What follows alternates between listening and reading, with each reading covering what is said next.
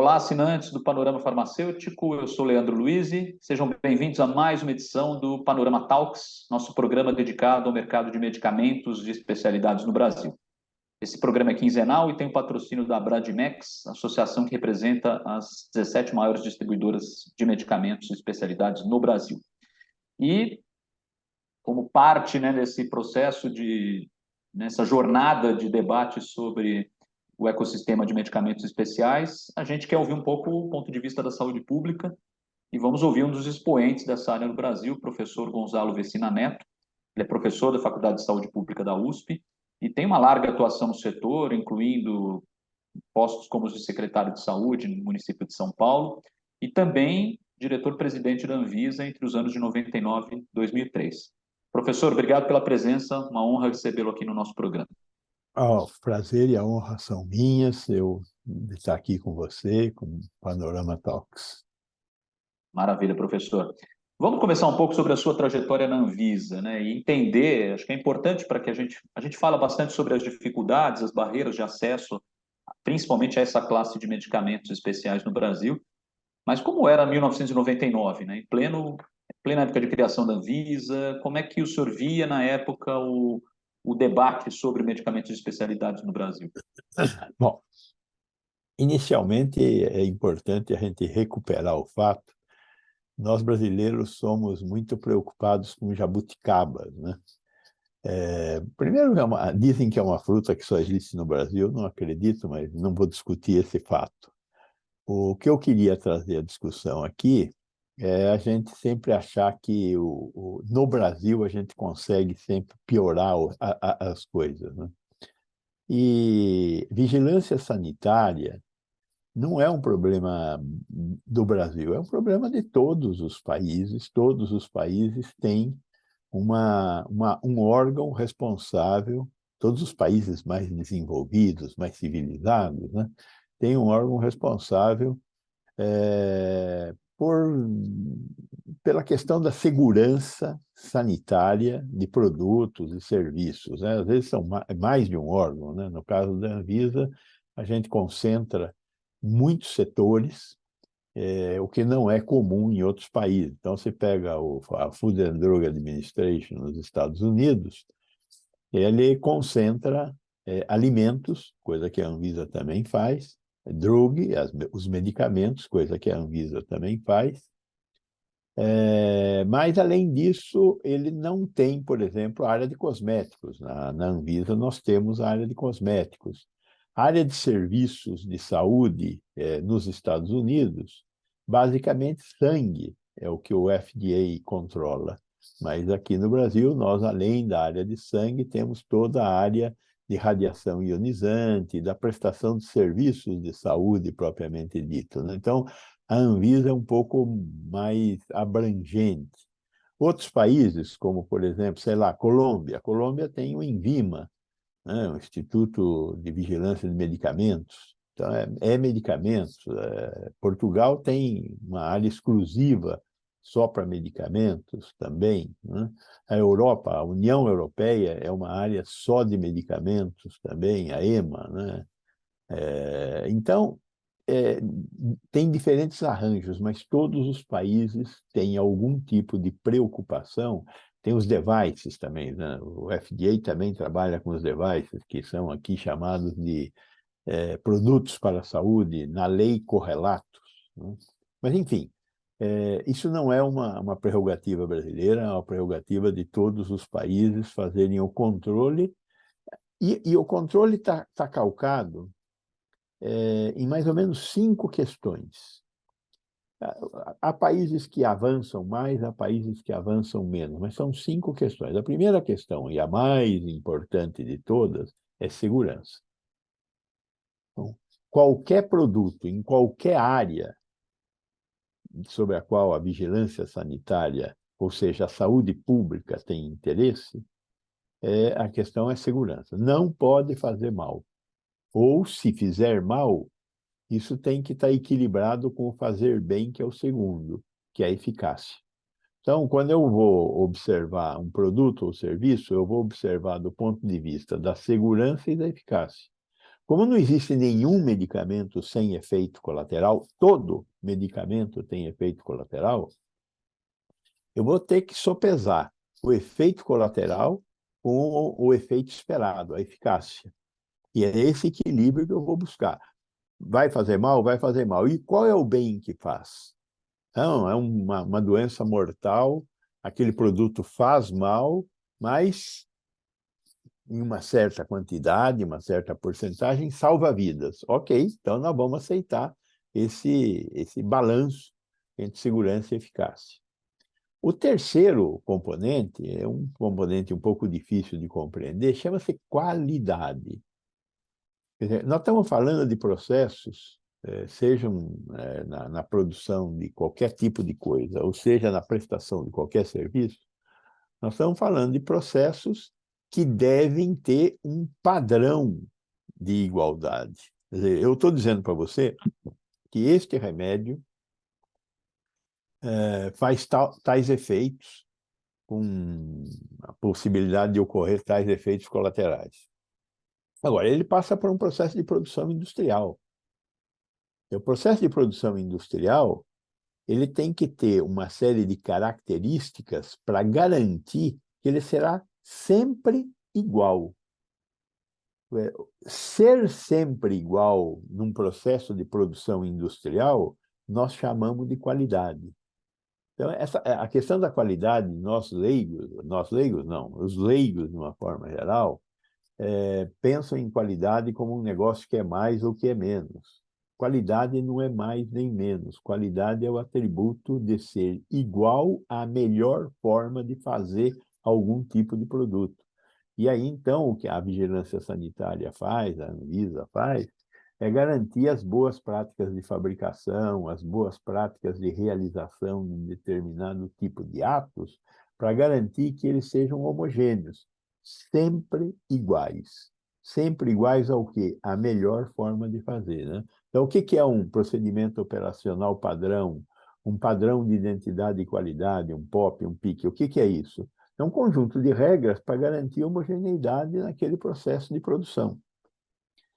Então, esse é o terceiro componente. Então, segurança, eficácia, qualidade.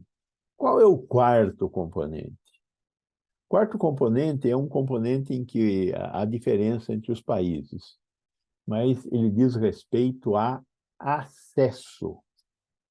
E não adianta ser bom, não sei o quê, não sei quanto, se eu não tenho acesso. Eu tenho que construir o acesso. Qual é o maior obstáculo ao acesso?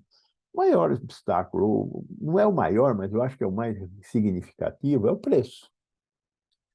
Então, de diferentes formas, os países discutem essa questão dos acessos. Então, você vai na Inglaterra, há um controle de preços sobre medicamentos, principalmente os medicamentos entrantes. E o medicamento que se transforma em uma commodity, você deixa o mercado regular. Mas o que não são commodities, que ainda tem proteção de patentes, particularmente, você tem que proteger a sociedade daquele monopólio. É função do Estado a proteção contra monopólios, né? Aqui no Brasil nós temos uma agência chamada CADE, que é responsável pela questão de concentração, monopólio, oligopólio, esse tipo de coisa. A Anvisa participa desse sistema no que diz respeito aos medicamentos e menos em relação a outros produtos como alimentos, os devices, etc., né? Mas há uma preocupação com acesso. Só que essa preocupação com acesso não é exclusiva da Anvisa, como acontece em outros países também, né? De novo, voltando ao exemplo inglês, eu volto ao exemplo inglês, por exemplo, a Inglaterra é um dos países que tem uma estrutura de atenção, de saúde pública mais completas e corretas, né? Então, tem lá o National Health Service, que o SUS é inspirado no National Health Service, criado em 1948. A Inglaterra tem lá uma vigilância, uma agência de vigilância sanitária que é responsável exatamente por essas coisas. Mas também tem um sistema de incorporação de tecnologia que é tocada por um instituto chamado NIST, né? National Institute for Health and Health Excellence. Então, essa conjugação entre o NHS e o NICE é que fazem a questão do acesso. Aqui no Brasil, a questão do acesso ela é a Anvisa, através também da Câmara de Medicamentos, que faz o apressamento de medicamentos, e da CONITEC, da Comissão Nacional de Avaliação de Tecnologia. Então, isso não é um jeito brasileiro de fazer, é um jeito mundial de fazer, né? Então, são 4 elementos. Eu disse que tem 5, né? O quinto é o último que nós estamos ainda construindo. Muita gente me questionou quando antes da Anvisa, a vigilância sanitária era diferente, né? Nós tínhamos uma Secretaria de Vigilância Sanitária que foi criada em 1976. E antes da Secretaria de Vigilância Sanitária, nós tínhamos criado em 1943, no governo, na ditadura Vargas, nós tínhamos o Serviço Nacional de Fiscalização de Medicina e Farmácia, né? Então, o Serviço Nacional de Fiscalização de Medicina e Farmácia deu origem à Secretaria de Vigilância Sanitária e que deu origem à Anvisa, que nós tivemos oportunidade de criar. De uma forma geral, nesse caminhar todo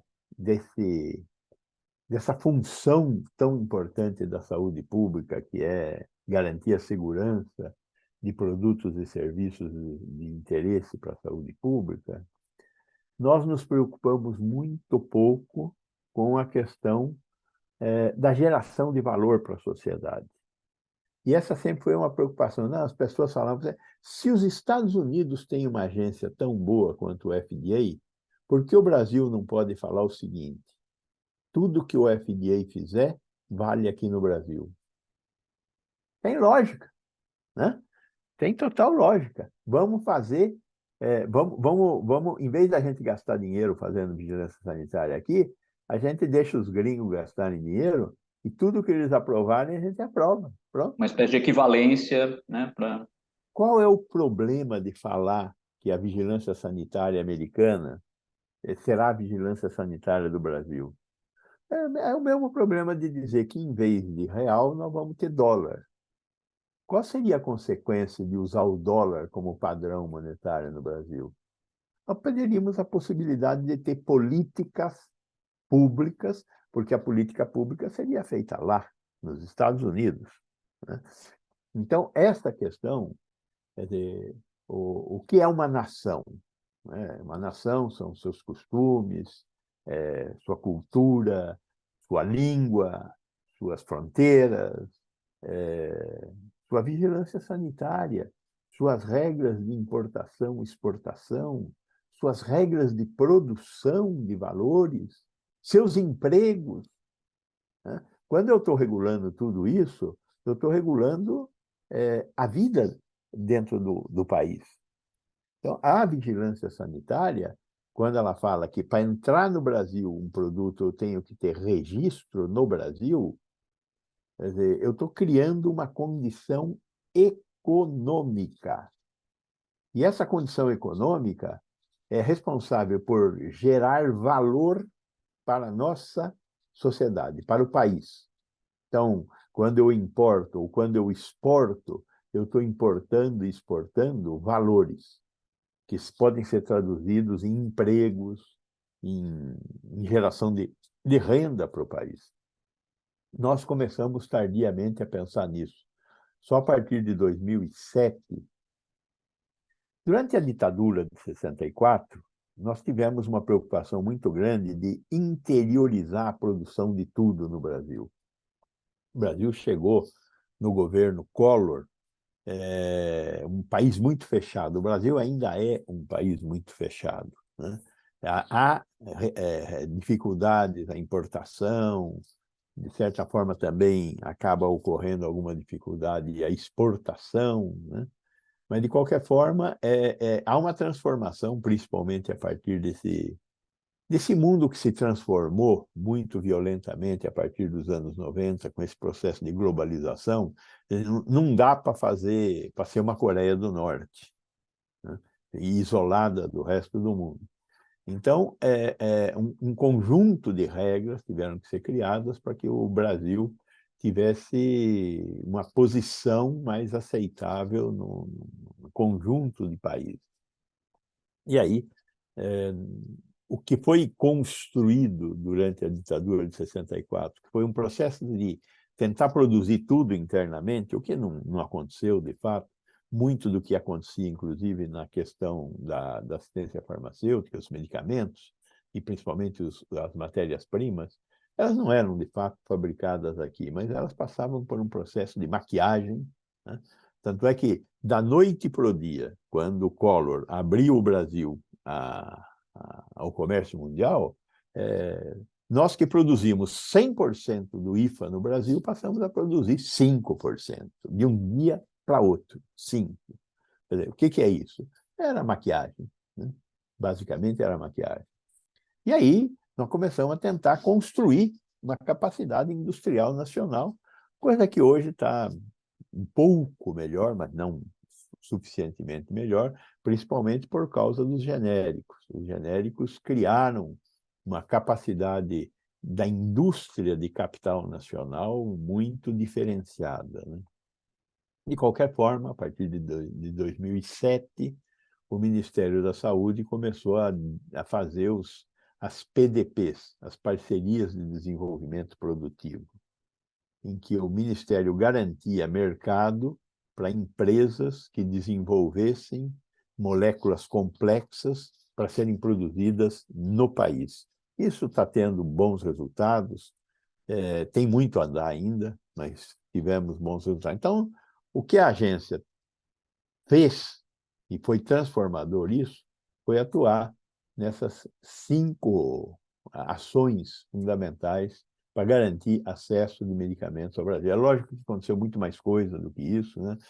Tivemos o desenho do que está em construção, que é uma política de assistência farmacêutica, então, medicamentos de alto custo, a questão da judicialização, enfim, tem um aparato de questões aí que dão nexo à complexidade do que é a assistência farmacêutica no Brasil e no mundo, né? Claro que a gente está falando de um país com dimensões continentais, dificuldades muito particulares, mas quando se fala em política pública, política de Estado, efetivamente, queria a sua análise também. A saúde pública, governos estão devendo nesse aspecto e com relação aos outros atores também envolvidos em todo esse ecossistema, indústria farmacêutica, planos de saúde, eles estão realmente imbuídos, engajados nesse propósito de realmente melhorar a integração com a rede pública e reduzir o gap que nós temos, gap de acesso, gap de pesquisa, gap de inovação? Eu acho que a sua pergunta é muito relevante e nós precisamos um pouco entender melhor essa questão. Veja, o país capitalista mais importante do mundo, certamente, é os Estados Unidos, né, que são um país de 330 milhões de habitantes. Mas é um país que não tem sistema de saúde, né? O sistema de saúde nos Estados Unidos é todo fracionado através da prestação de serviços, que tem lá um conjunto de leis. Nós não vamos discutir a estrutura do sistema de saúde americano, mas ele não tem um sistema de saúde. E o Brasil, diferentemente, dentre os países capitalistas, o Brasil é o maior sistema de saúde que existe no mundo, com um sistema público de atenção à saúde, né? Nós copiamos o modelo inglês, mas a Inglaterra tem lá, sei lá, 60 milhões de habitantes. O Brasil tem 203 milhões de habitantes e temos um sistema público de atenção à saúde chamado SUS. Ah, mas o SUS não chega a todo mundo, tem a iniciativa privada com atendendo 23% da população, que são 50 milhões de habitantes, é verdade.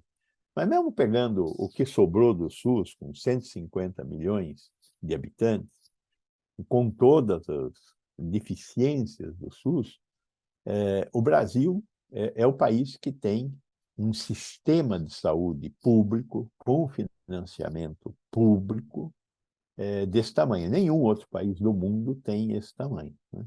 Então, os países europeus, nenhum deles tem, né? Espanha, França, Alemanha, Itália, nenhum passa de 100 milhões de habitantes.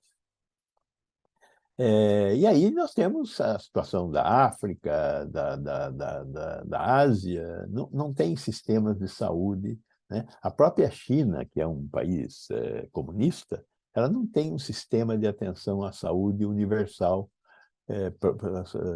para entregar à sua população. Ela tem um sistema de saúde privado. Na China se paga pela assistência médica. Então, o Brasil tem uma condição única e é o maior sistema público de atenção à saúde do mundo. Isso significa dizer que quando você fala vamos dar uma vacina no SUS, eu estou falando de 200 milhões de pessoas. Não estou falando de quem pode comprar vacina. Eu estou falando que todos têm que ter acesso à vacina. É óbvio que o nosso SUS, já há mais de 30 anos, vem sendo construído. Ele foi criado em 1990 por uma lei, a Lei 8080, que regulamenta os artigos 196 a 200 da Constituição. Então, essa lei criou o SUS, então está 33 anos que nós estamos com o SUS aí. O SUS tem muitos problemas, particularmente o financiamento. Enquanto os sistemas de atenção à saúde europeus, pegar lá Portugal, Espanha, Inglaterra, França, Alemanha, Itália, Suíça, Holanda, Bélgica, que têm sistemas universais de atenção à saúde, enquanto esses sistemas consomem alguma coisa em torno de 7 a 8% do PIB com gasto público, o Brasil, com gasto público, na média, tem consumido não mais do que 4,5% do PIB. Então, nós temos um sistema de saúde subfinanciado. É óbvio que eu tenho menos alcance e tenho muitos problemas para resolver nesse sistema de saúde. Mas é um sistema de saúde que tem um Programa Nacional de Imunização do porte do nosso PNI, quase destruído recentemente, né? Perdemos um PNI que vacinava 95% da população, nesses últimos 6 anos, caiu para cerca de 60% a 65% da população, né? Então, temos que tomar esses cuidados, né, de recuperar a capacidade do SUS. Temos um sistema de transplantes que é o maior sistema de transplantes públicos do mundo. Ganha de todos os países, porque os Estados Unidos faz mais transplantes que nós faz, mas é um sistema privado, todo querelado, né, quebrado. Então, o SUS realiza no Brasil 95% de todos os transplantes. 25% da população não depende do SUS, mas o SUS realiza 95% dos transplantes. 95% das hemodiálises são feitas pelo SUS. Assistência a pacientes com AIDS, o SUS atende 100% das necessidades dos pacientes que são portadores do vírus da AIDS, em relação à distribuição de medicamentos, à realização dos exames de carga viral, ao acompanhamento desses pacientes. 100% dos 8 mil hemofílicos que o Brasil tem recebem medicamento do SUS, né? Enfim, nós temos um monte de exemplos de como o SUS responde às necessidades da nossa população, embora tenha a universalidade do SUS tem as pernas quebradas, tanto é que 25% da população busca assistência médica privada, né? Temos acesso à tecnologia no SUS da mesma maneira que a iniciativa privada? Não, não temos. Hoje, 100% das cirurgias que são destinadas no setor privado fazem essa cirurgia com mínima invasão, usando vídeo, ou videolaparoscopia ou cirurgia robótica. No SUS, isso não chega a 5% do total de cirurgias, né? Muitos medicamentos, eles chegam antes na iniciativa privada do que no SUS, e às vezes demoram para chegar no SUS até anos, né? Então, nós temos que melhorar muito o SUS. Mas, de qualquer forma, o SUS é um sinal indubitável de que nós estamos construindo civilização, porque entregar saúde para a população é entregar igualdade, é tentar construir uma sociedade mais democrática. Geração de valor, né? Aquele conceito que Sem dúvida.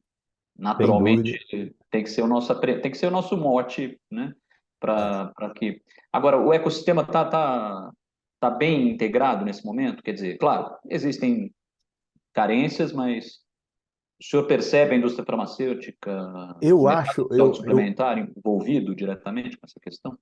veja bem, não existe no mundo moderno, esse mundo tão complexo no qual nós vivemos, não existem torres de marfim. Eu não consigo ter uma coisa muito boa aqui e o resto tudo destruído.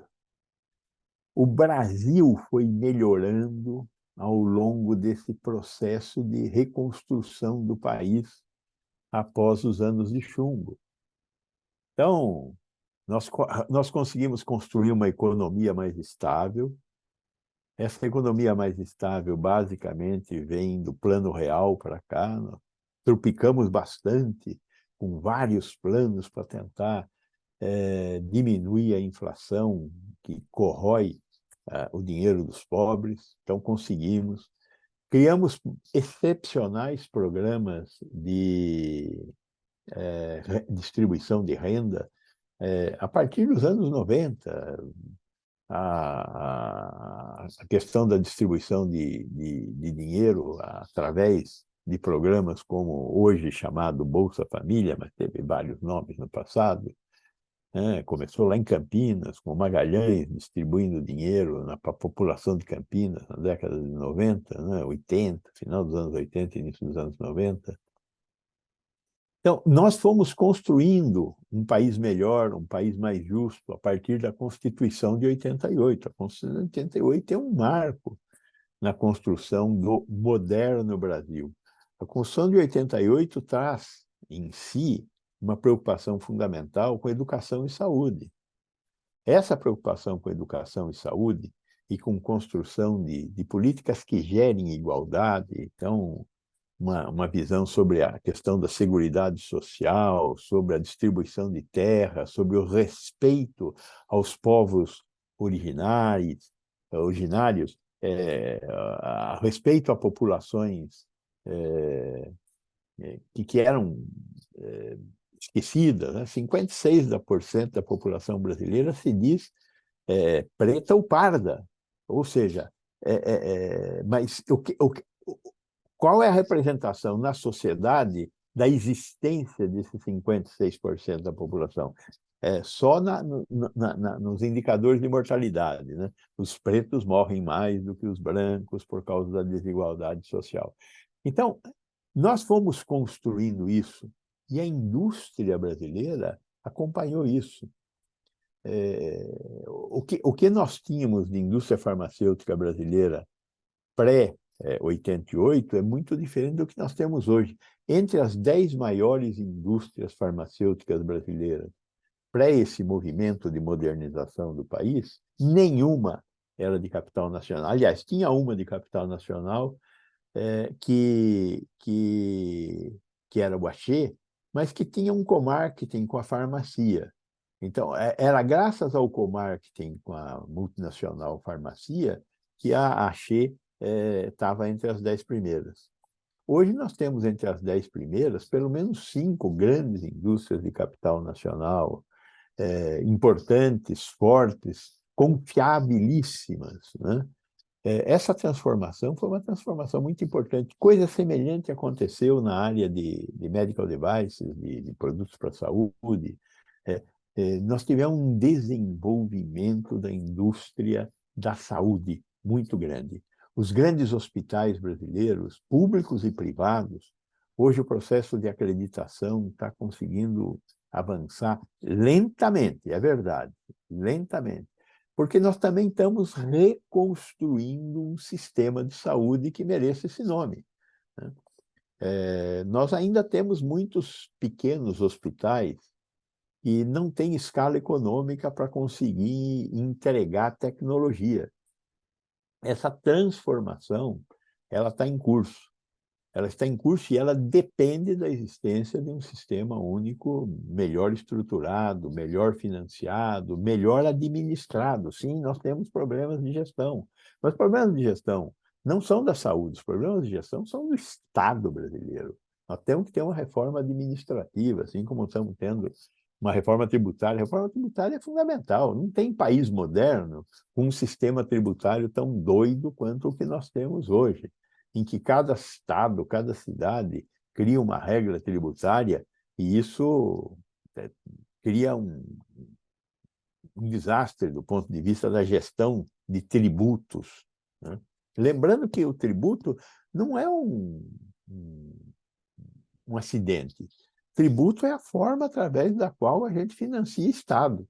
E Estado é um instrumento de gestão da sociedade. Não existe sociedade sem Estado. Então, é fundamental que exista Estado e que exista um financiamento. Que tamanho vai ter esse Estado? O Estado vai ter o tamanho que a sociedade queira que ele tenha, né? Pode ser uma sociedade mais liberal, como a americana, pode ser uma sociedade mais conservadora, como são os países europeus, mas a decisão é da sociedade, através do exercício da democracia, votando, etc., né? Então, nós estamos construindo isso. Agora, não tem Torre de Marfim. Então, quando você fala, a vigilância sanitária brasileira melhorou. A vigilância sanitária brasileira melhorou, porque a sociedade brasileira melhorou, porque a indústria brasileira melhorou, porque os industriais brasileiros melhoraram. Tudo, de uma certa forma, caminhou meio homogeneamente, né? Então, a escola nossa ainda é uma porcaria. Olha, é uma porcaria tão porcaria quanto a sociedade brasileira. E se nós queremos melhorar, não tem jeito de melhorar aqui. Tem jeito de melhorar melhorando um pouco tudo. Não dá para fazer torres de marfim em sociedades nestes anos que nós vivemos, com essa disseminação tão violenta da informação. Todos sabem tudo. E transparência é cada vez mais um valor que a sociedade busca, né? Então, saber o que está acontecendo, como está acontecendo. É óbvio que nós estamos aprendendo a trabalhar com esses instrumentos que vieram com a revolução da tecnologia da informação, que é muito recente. A rede de computadores nasceu em 1996. Nós estamos em 2023. São 30 anos de rede. Que movimento aconteceu na história da humanidade em 30 anos? Temos muito o que pensar, né? Muito o que É, discutir, e a conversa poderia ser muito mais longa, né? Teríamos muito o que debater, mas é uma reflexão mesmo. Acho que fica essa reflexão e, óbvio, né? Há melhorias evidentes que precisam ser aceleradas. Mas, professor, agradeço pelo seu tempo, agradeço pela atenção, essa aula, né, de história, né? Porque é importante, né, conhecer o passado para realmente projetar o futuro, né? Esse ditado parece chavão, mas funciona mesmo. Mais uma vez agradeço pela presença. Panorama Talk segue de portas abertas. muito obrigado, parabéns pelo trabalho de vocês. E lembrem-se, Guimarães Rosa escreveu em Sagarana: o que lembro, tenho. vamos ter mais coisas. Muito obrigado, estou sempre às ordens. Obrigado, professor. Obrigado a todos vocês por acompanharem mais uma edição do Panorama Talks. E fica aqui uma dica. Acesse esse e outros vídeos no nosso portal, panoramafarmacêutico.com.br. Inscreva-se no nosso canal no YouTube, ative as notificações e também não deixe de acompanhar nossos conteúdos pelas redes sociais e grupos de mensagem no WhatsApp e Telegram. Grande abraço.